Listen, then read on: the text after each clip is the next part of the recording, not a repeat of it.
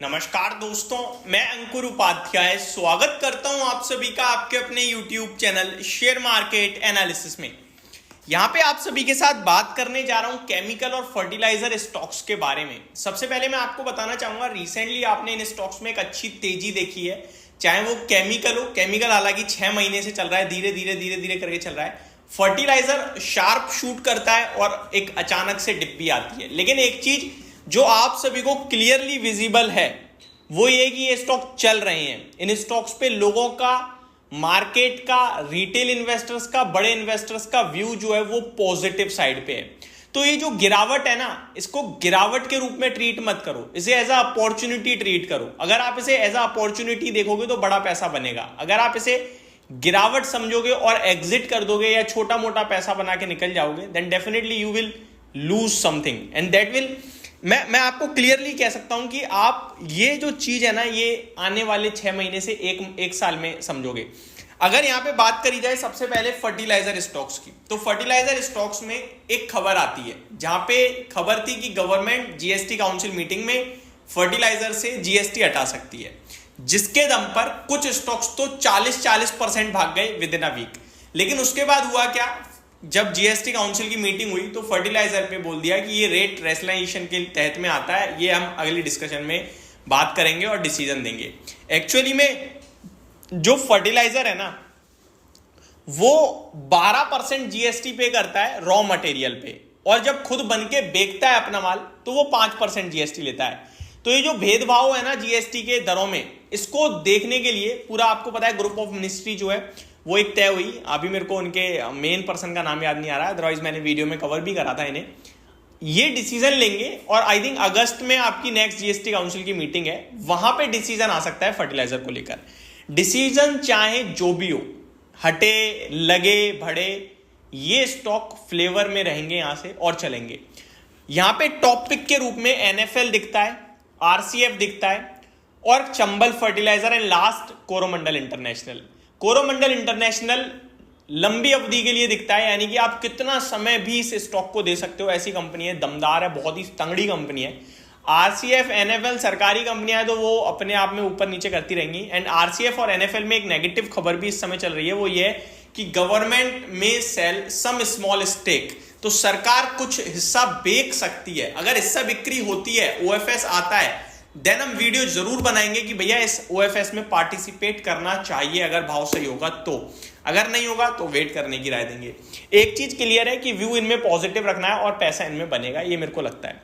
RCF, NFL, Chambal fertiliser, Coromandel International, common क्या है इनमें वो समझिए। चंबल और कोरोमंडल आपको वैल्यूएशन टर्म्स में अच्छे दिखेंगे, आरसीएफ और एनएफएल अच्छे दिखेंगे, सरकारी कंपनियां हैं। रिसेंटली ब्रोकरेज हाउसेस ने रिपोर्ट निकाली जिसमें वो पॉजिटिव थे लॉन्ग टर्म को लेकर और अच्छे खासे टारगेट दिए, 30% अपसाइड देख रहे हो यहां से। तो ये हो गया आपके लिए पूरे फर्टिलाइजर सेगमेंट पे बात। अब दूसरी थीम है केमिकल्स की।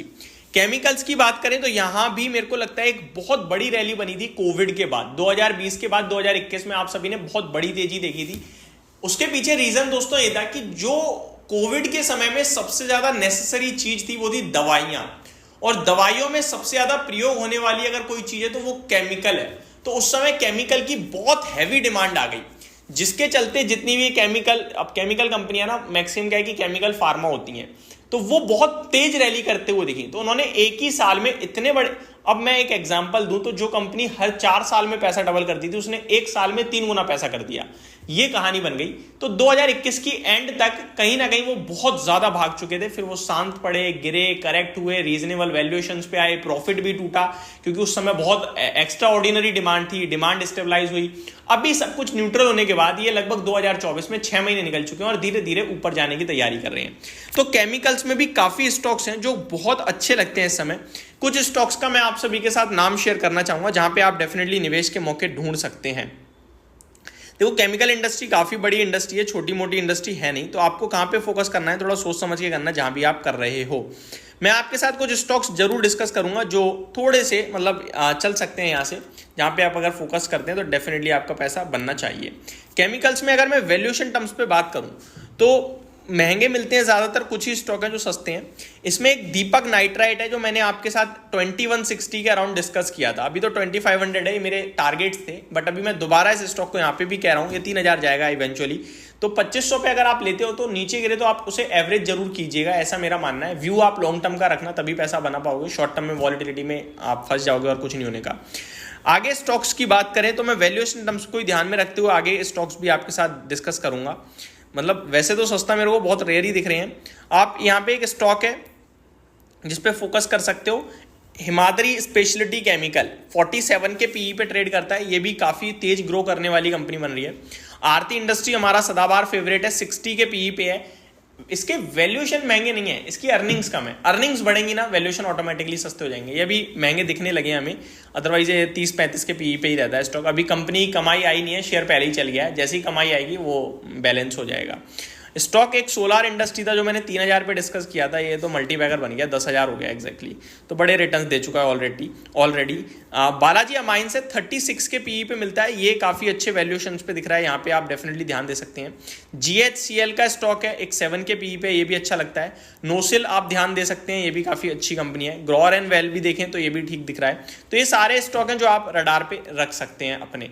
तो ये मेरी तरफ से आपके लिए एक शॉर्ट एंड सिंपल सी केमिकल फर्टिलाइजर पे वीडियो थी। होप आपको सारी चीज़ें समझ में आई होंगी, पसंद भी आई होगी video. Thank you so much for watching this video. Have a great day guys.